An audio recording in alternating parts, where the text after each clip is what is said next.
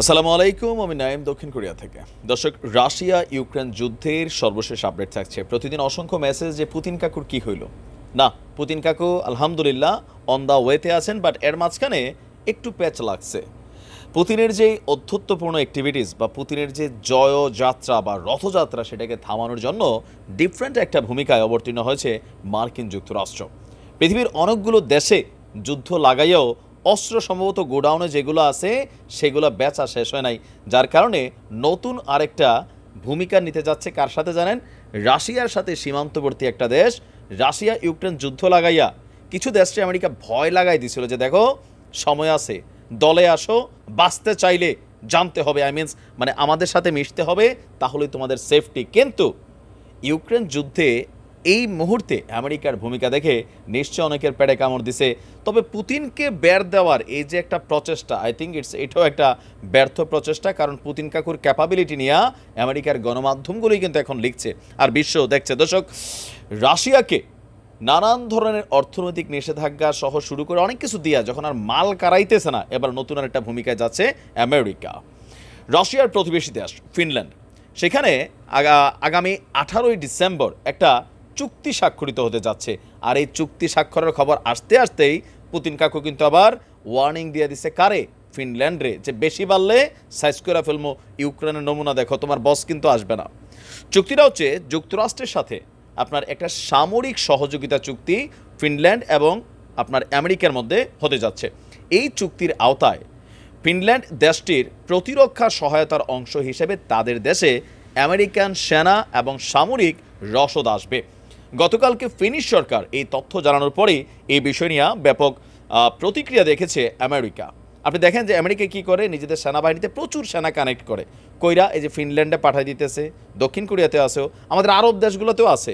জায়গায় জায়গায় ওই দেশে সরকারের টাকা দিয়া এদের সেনাবাহিনীর বেতন চলে, বুঝছেন কি একটা সিস্টেম লাগাই দিয়া। আমরা আসি না, ভয় নাই, মার্কেটে আমরা পোলাপাইন পাঠাই দেবো, থাকে না রাজনৈতিক দলগুলোর মতনই অবস্থান।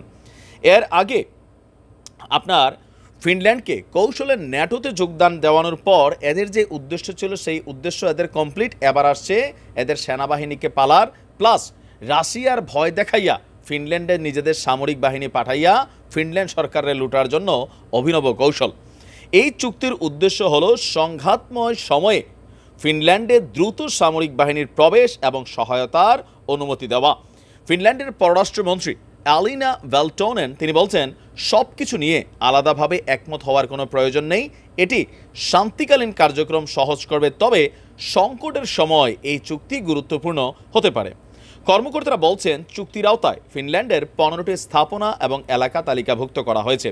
এইসব স্থাপনা ও এলাকায় মার্কিন সামরিক বাহিনী কোনো ধরনের বাধা ছাড়াই প্রবেশ করতে পারবে এবং সামরিক সরঞ্জাম ও গোলাবারুদ সংগ্রহ করতে পারবে।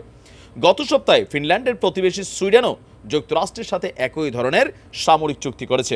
এই চুক্তির আওতায় মার্কিন সামরিক বাহিনীকে 4টি বিমান ঘাঁটি, একটি বন্দর এবং 5টি সামরিক ঘাঁটি সহ 17টি এলাকায় প্রবেশের অনুমতি দিয়ে বসেছে সুইডেন।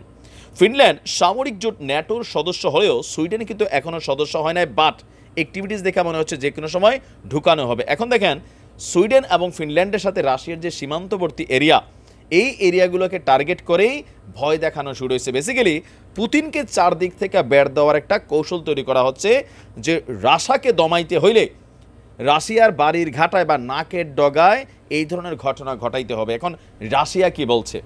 রাশিয়া বলছে এই চুক্তিগুলো যদি কমপ্লিট হয় আর এরপর যদি কোনো ধরনের উস্কানিমূলক ঘটনা ফিনল্যান্ড অথবা সুইডেন চালায়, সাথে সাথে রাশিয়া তাদের সামরিক বাহিনী সেখানে পাঠাবে। ইতিমধ্যেই বিলীন হয়ে যাওয়া ওয়াগনার গ্রুপের সদস্যদের অস্তিত্ব পাওয়া গেছে ফিনল্যান্ড সীমান্তে, আর ওইটা নিয়েই সম্ভবত আপনার ফিনল্যান্ডকে এই চুক্তির আনার চেষ্টা করা হচ্ছে।